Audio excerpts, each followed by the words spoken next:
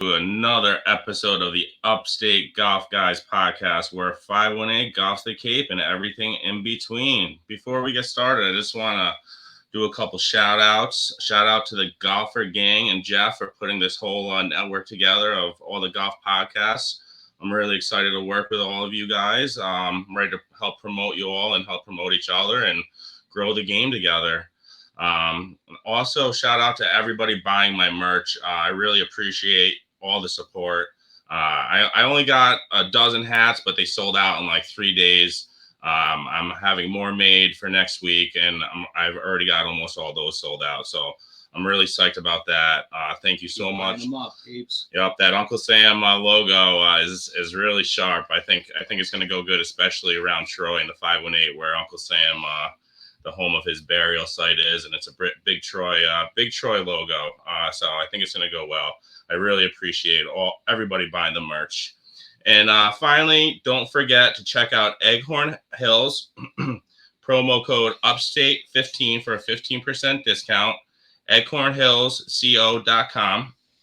And with that said, it's an honor to introduce Nate, the owner of Acorn Hills, to the podcast. We really appreciate you coming on, Nate. What's going on, bud? Hey, thanks for having me on, guys. It's a pleasure. And it's funny because a couple of weeks ago, I connected with Roger, got on Roger's podcast. And then, I think you guys found me, you said through Roger by listening to that episode. It's funny how the world works. Happy to be on here with you guys.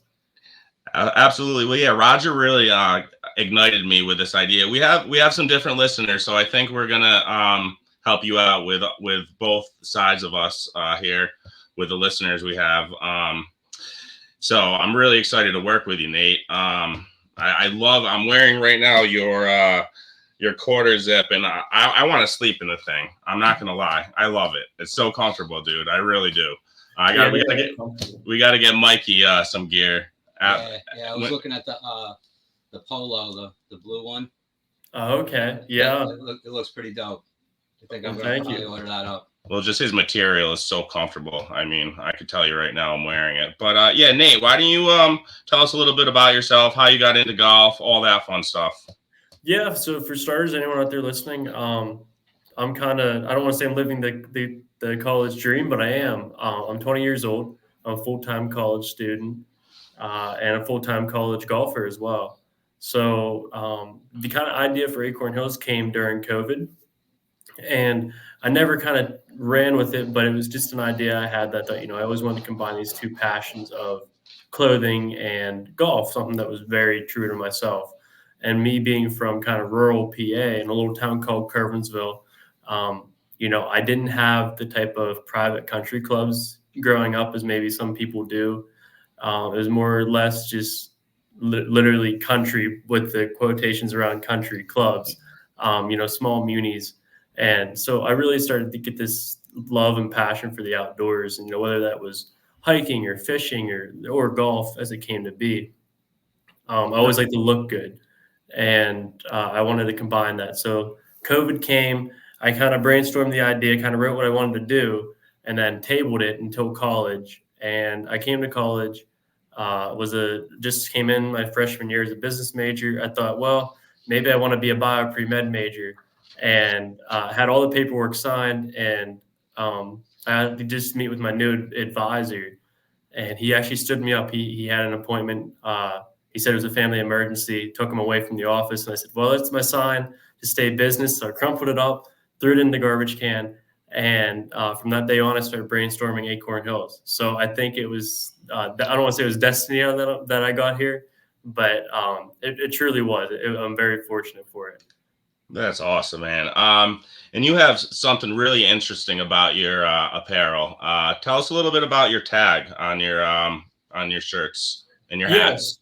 Yeah. So an idea I had back in COVID era was the idea of using seed paper. So if no one's really familiar with how seed paper works, is it's decomposable planting paper.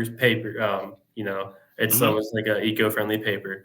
Absolutely. And it has seeds within it that when dried, you can plant that paper into the ground, and over time the water and erosion and everything like that will erode that paper away, and the seeds will sprout. And essentially you planted it. And I always thought, well, when I would go in these places like Dick's or like TJ Maxx or these huge retailers, you would see all this clothing, and it was beautiful clothing, but they all had tags that were made of plastic or some sort of pollutable material. And from a young age, I always thought, well, why couldn't you just take seed paper, make it in the shape of a tag form, and use it on your clothing? And so when customers buy it, because the clothing industry is a trillion-dollar industry, when people buy that piece of clothing, instead of cutting off that tag and throwing it away that ends in a dump, you cut that tag and you plant it, or it goes into the ground and decomposes. So that's kind of where we make the difference. We're not the first person to ever use seed paper, but I think I'm one of the first companies to ever use it in this way. It's awesome. It really is awesome. Mike's wife would love that. She's a big.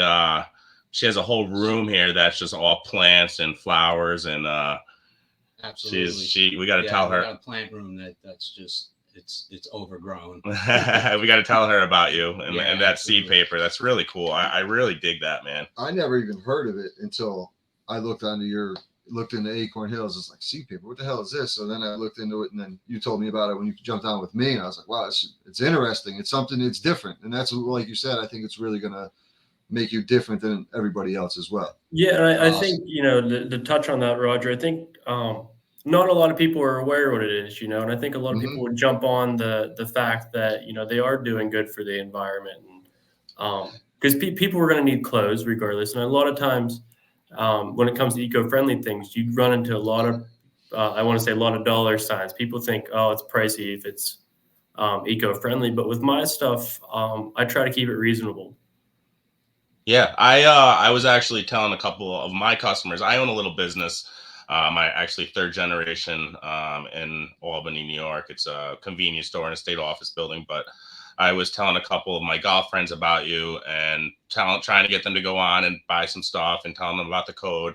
And I was telling their eyebrows really raised when I told them about the tag.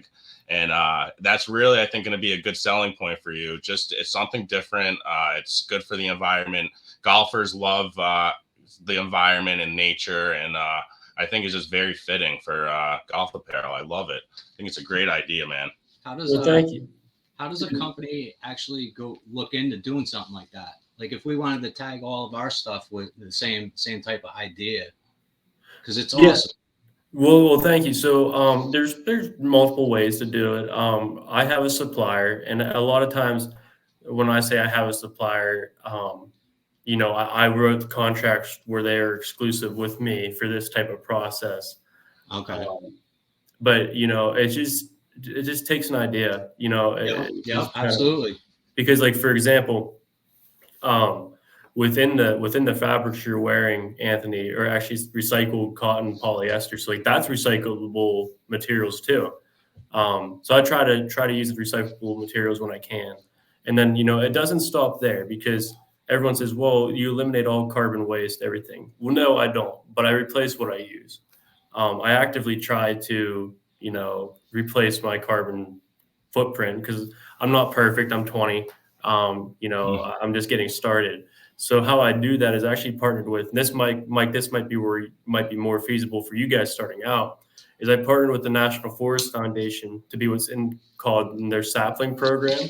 So every order that's on my site, they plant a tree, in accordance to that. So in 2023, there, I'm getting my years mixed up.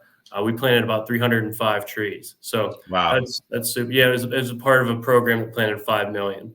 So yeah, I was going to ask you about the National Forest Foundation. Yeah. That's awesome. Yeah, I had that written in my notes, so you kind of just touched base on that. That's great. Tell me about the Weather Channel. How what happened there?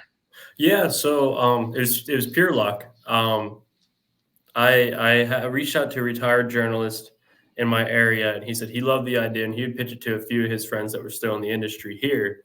And he did, and it went public on March 15th of last year. So I'm coming up on a year now. And that article got shared like 140 times or something like that on Facebook, crazy amount of times. And then I actually got picked up by yahoo.com, and it was like the #1 story on Yahoo for like an hour. And then awesome. I know it was fun. It was like my 15 seconds of fame. And then yeah, all man. of a sudden, I get an email from this guy from the Weather Channel named Josh. And he said, "Hey, we'd love to fly you out to Arkansas for, or it was either Arkansas or Georgia. I forget where they're headquartered, but for an interview."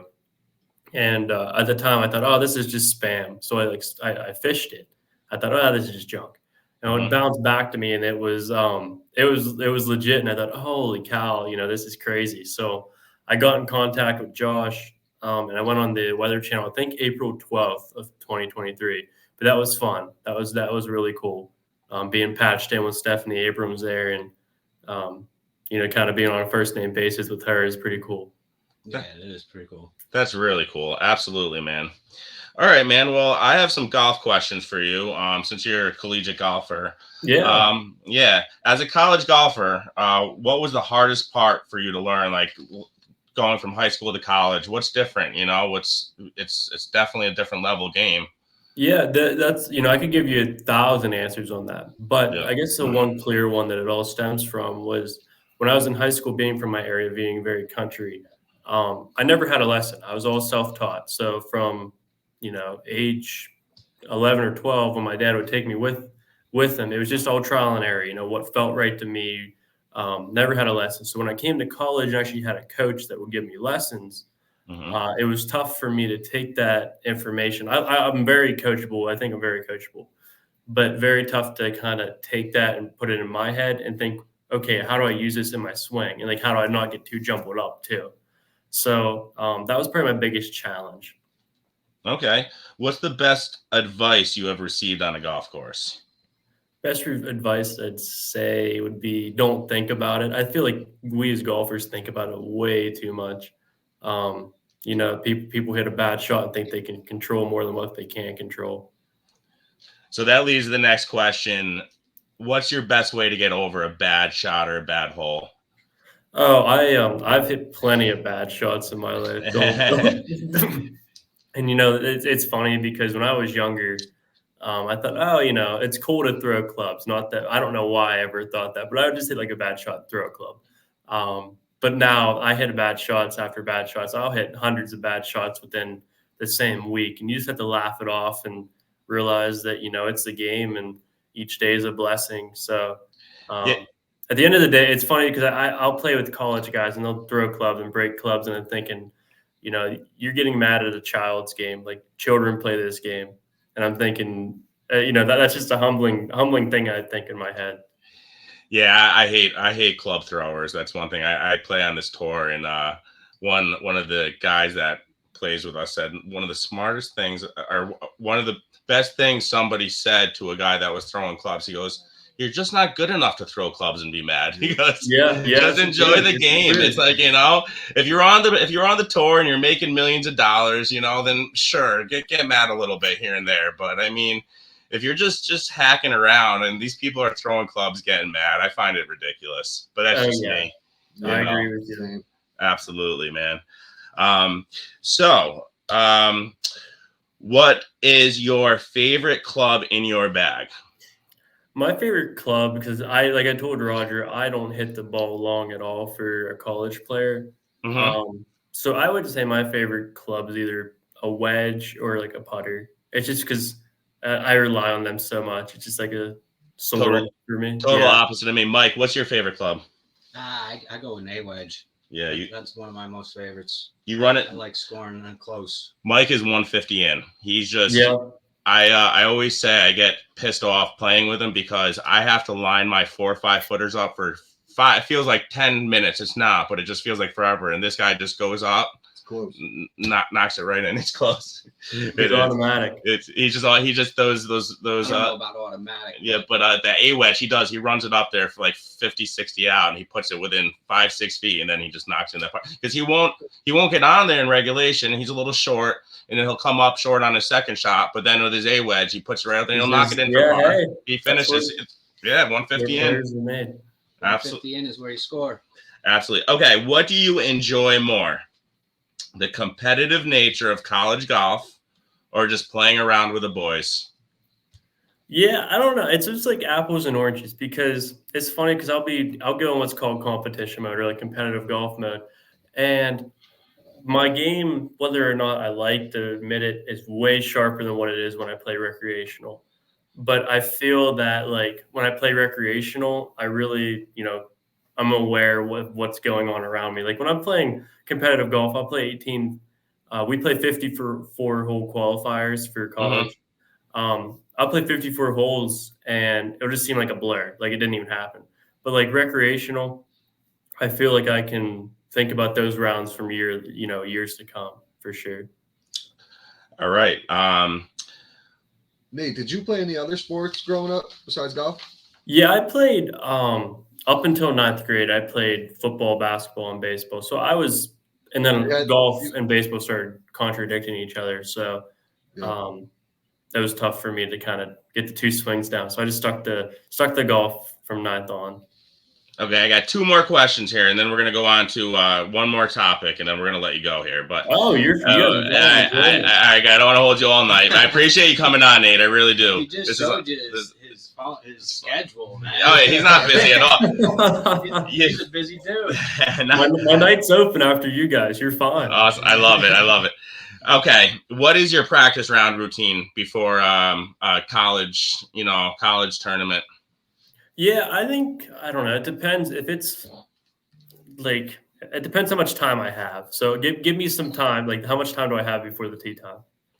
Let's say the tee time's 10:30 and you're there at 8:30. You got 2 hours. Oh wow, you gave me a lot of time. Is that more time than normal? You gave me a lot of time. That's when I get. I'm not even a college golfer, and I'll get there a couple hours before. Oh man, I'm in college. He's just waking up at 15 minutes before my 10:30. I'm with you, Nate. I'm 5-10 minutes before. The starters calling my cell phone, asking me where I am. 2 practice swings and tee off. Realistically, if I have time, a lot of people go to the range, but I will, but it's tough for the range because the range is a perfect world scenario. It's flat lie. There's no pressure if you hit a bad shot or anything. So I try to really focus on ball striking on the range. So like I'll just hit like 50 wedges at like 50 yards. So like my main goal is just to hit sweet spot, and then like work on flights and everything like that. Because I grew up a field player, like I said. So if I don't have that feel going into a round, I know I won't have it anytime during the round. So routine wise, it's anything that's going to help me get that feel. Absolutely. But some guys are different. Some guys won't feel right until they hit like 20 drivers on the range. But for me, I feel it.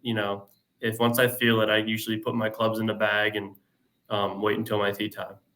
Okay. And last question, what is your lowest score and what course was it on? Competitive or recreation? Let's go both. Why not? Okay. So recreation, I shot 67. That would be at my home course. It's like 6,700 yards. So about a normal men's course. Yeah. Yeah. Okay. That's amazing. Then college wise, I shot 73 this past semester. I mean, you got to put into that pressure into play when you're in the competitive nature. It's funny that 67. I shot 7 under on the one side with a bogey. Wow. Yeah, I was on fire. I was flaming my home course, but I haven't shot one near that since. But the nerve wracking, just going into every putt. No, you knew what you had going into 17, 18, right? Yeah. Well, I guess so. I mean, it was a men's league match actually, so you can call it semi-competitive. But yeah, so I had to play a guy in league and beat him. He shot like even. I shot 7 under. So that's amazing. I ended up getting him. Yeah. Oh, that's great. That's amazing, dude. I mean, we all shoot basically in the mid 80s, and we're happy with that. I broke 80 one time in my life, and I went nuts. Steph shot a 79 at this Eagle Crest. It's a very forgiving course. It's everything was going down for me. We played our other Upstate Golf guy, Brad, who's not here tonight. He's just a ball buster, and I was hitting every putt, and he was like, "Come on, this isn't you. Come on." And he was just kind of giving me shit all the time, Once you get there, you'll break 80 a couple more times, and you'll stay there. But hey, don't think I'm immortal though either, because like I was telling Roger, I shot that 73 round, and then a couple of weeks went by and I shot 98. I had the shanks, Wow, so yeah. it was Yeah. crazy. So like I can lose it. So It happens to everybody, man. Yep. I know. I it's understand. humbling. I know. All right. So I just want to talk a little bit with you about this. The most recent news in the PGA world, the waste management. Did you catch any of that this weekend? Yeah, oh yeah, I caught a lot of it. Yeah. I actually had a lot of friends of the brand down there. Hopefully they weren't intoxicated when they were taking pictures and stuff. But, Yeah, I mean, what is your It thoughts? was a circus show. What is your thoughts? I mean, do you think it's not suitable for a golf course? You play in the collegiate. What would you do if you saw these? The more you serve alcohol and the more drunk these guys get, it's just a bad idea on a golf course. It's just yeah, I mean, I'm a traditionalist.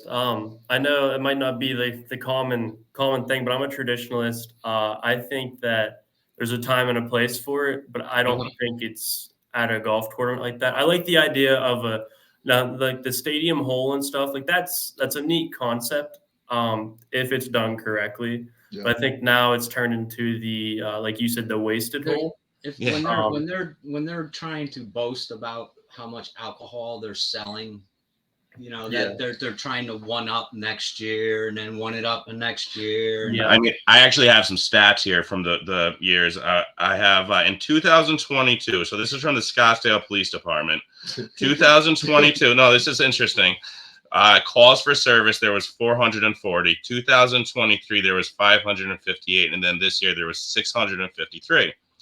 In 2022, there was 0 arrests. In 2023, there was 18 arrests. And then this year, there was 54 arrests.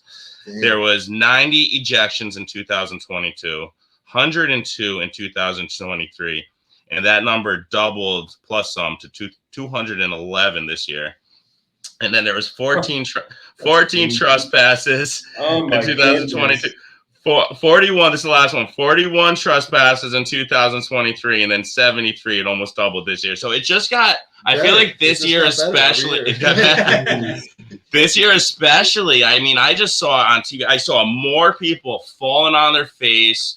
I saw more people getting carried out fireman style. I saw the mudslide for money all over the internet. That it was just like it was a clown show. It really was. It really, yeah. And I don't know. I think a lot of that, truthfully, is trying to combat live, trying to get this hype that the PGA is cool again. But I think that the live tour really hurt PGA more than what they want to let on. Or more than what, I don't know. I guess not let on. I guess the better word would be recognize. Because people want to think, oh, live towards its own thing. But when you have the likes of DJ and, as Rom want to live, right? Yeah. Rom. You could go down through them. You basically took the meat and potatoes, for lack of a better term, of the PGA Tour, and now they're only dealing with what they can get off the media. So I think PGA Tour is really trying to hype up their media, and I think the waste management kind of backfired.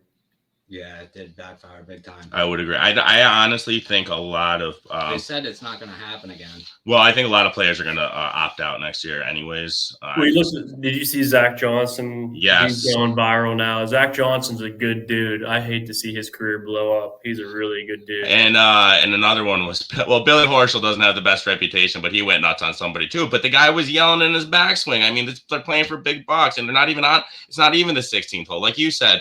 At least keep it at the 16th hole.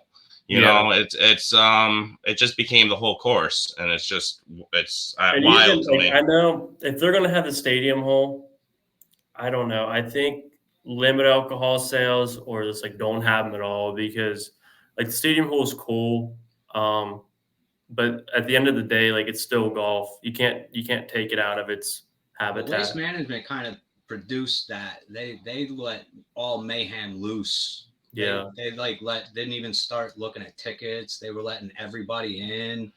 So yeah, kind of produced the mayhem. I heard that. I mean, there's a lot of people to blame, I think, but hopefully it is a beautiful golf course, and I really always enjoyed watching it up until this year. I mean, yeah, the 16th's iconic. They can't it's just too bad. It just got crazy. But congrats to Nick Taylor for winning that. Anyways, Yeah, I don't know. It's just one of those things. Like I couldn't imagine that going down at Augusta. Like I just. Oh couldn't. no! Forget. No, my God. Could you imagine? Like, you know what I mean? Like, or like the U.S. Open or something, or just like another golf thing. So, if I couldn't imagine it going down somewhere else, then that probably shouldn't be in the tour. All right, you said Augusta. I'm going to throw this out there. I don't have it on my notes, but let's all take a prediction, an early prediction. Who's winning the Masters this year? Nate. We'll start with you. Oh, geez, you put me on the spot. Live Tour players can play in it, right? Yes. Oh, of course. Okay, Yeah. that's what I was that's going to be interesting if one of them wins. Ooh. I'll Maybe. go first. I'll give you a second. I think John Rahm's going to win it this year. Yeah. Okay. That's who I was going to go with. I was going to say John Rahm. Yeah, I like Rahm. I think I'll switch mine up. I'll finally say Rory. Hopefully Rory can get it done finally. I'll say DJ. I'm going to go. I don't want to say it, but I think Koepka's going to come again, firing. Yeah, and then you got Morikawa too. Morikawa can play. I love Hovland. Victor Hovland could make some noise. Absolutely, DeChambeau's looking good lately too. Guys, the course just they play it well. Like it's well, DeChambeau, he talked that shit like 4 or 5 years ago, saying that the course should be like a par 68 or something, and I mean he hasn't played it good since. Bryson, I remember when was that? I would like to see Justin Thomas. I like Justin Thomas a lot. I love JT. And I think who I think's gearing up to play. He's going to play this weekend. I mean, I don't think he's going to do much, but Tigers, I think he's going to play this year. He's playing this weekend, right? He plays it good too. He plays it good. Funny story about JT is when I was in high school, I had a career fair to do, and it was about like what you want to do when you grew up. And of course, I was in 5th grade, and I said, "Oh, I want to be like a pro golfer." And like I think the teacher thought I meant like a teaching pro, like a PGA teaching pro. Right. So she said, contact all your pros, any pros that you know. And JT's dad's a pro. And I thought, what the heck? I'll shoot him an email. Well, didn't he like schedule a phone call with me? JT's dad. Wow. Yeah, like super down to earth guy. That's so move. I'm kind of biased for JT. I always like having him like succeed because his dad taking the time to have that phone call with me. That's amazing, man. He's a classy dude. Have you met any PGA players or live players, I guess, or any pro golfers? I have not. How about have you been to tournaments, live tournaments? No. So Mikey, do that, man. You got to do that. Mikey and I went to live. It was amazing. It was a blast. I forget. It was part of the FedEx Cup. It was like the second round, but it was just seeing those guys swing the club up close and personal. It's amazing. And you could hearing their conversations, talking to their caddies, what's going through a professional's mind is so cool. I tell everybody, even if you're not a golfer or a fan of golf, just seeing that one time, seeing a professional golfer hit the ball and the sound it makes is just nothing like it. Reminds you a lot of like Roger. Yeah. Oh yeah. Definitely reminds me of Roger. Yeah. This guy, that's good. Like going off guard there. No, Roger's got a good stick, man. He turned it around and like this guy went from shit to gold in like 2 years. I play 4 or 5 days a week, so he better. You're right. That is true. But hey, Nate, why don't you give a plug? Let the audience know where they could find you. Yeah. So if anyone's out there listening, you can go to my website. It's acornhillsco.com. And my Instagram is @acorn.hills. And if you get a DM from me or like it's me on the other end. It's not some AI or paid marketer. It's me. I promise I'm not a catfish or anything. I'm just there to hold a conversation. That's what I love about you, man. You're really cool to talk to. I'm really looking forward to helping you growing with you. I know a lot of the guys in the network are working with you as well. That Golfer Gang network. So. I saw. Is One Night in Pinehurst in that? Yeah. Yes. They're great guys. Jeff's a great dude. Jeff. Yep. Mm-hmm. Is Divots and Pivots in that? Not yet. I don't think so. No. You guys met Bud? To me. No, I don't think I've heard of them yet. But there's probably what we have a half dozen at least. There's about 6 to 8 and a couple more joining in the next couple of weeks. So it's building. It's a cool concept, man. I wasn't sure about it at first, but I just like the fact that we're all going to kind of network together and help each other grow. And I think the bigger the team, the stronger. That's the way I look at it. Yeah. Heck yeah. Strength in numbers. You got to build a foundation for sure. Absolutely, man. Well, Nate, it was really a pleasure having you on. We really appreciate it. I would love to play around with you one of these days. I mean, if you ever make your way to upstate New York, or if we make our way down. I was just in New York City the other weekend. Right. But that was about as far as I've ever been in New York. But okay. That's crazy. You never know, man. Take a road trip, or we'll take a road trip. We'll definitely keep in touch, and I'm definitely, like I said, looking forward to watching your brand grow. I think you got a good thing going. I'm really excited for you, buddy. Hey, thanks, guys. And like I said, I want to support you guys too. I love the logo. Like I said to you, Anthony, that's Uncle Sam logo is sweet. So yeah, we're doing a giveaway right after this. So I'm going to be going to the post office. I have your address. I got a beanie and a T-shirt for you, my man. Oh, thanks, dude. I appreciate it. Absolutely not. Absolutely. Yeah, my 21st is coming up. I'll wrap it. Hell yeah. Awesome, buddy. All right, man. It was a pleasure, and thank you so much. And thanks again for listening to the Upstate Golf Guys podcast, where 518 golf's the Cape and everything in between. Have a good night, guys. 518 to the Cape. Thanks, Nate. See you, Nate. Hey, bye, guys. Guys. Bye-bye. End record. Thanks, Nate.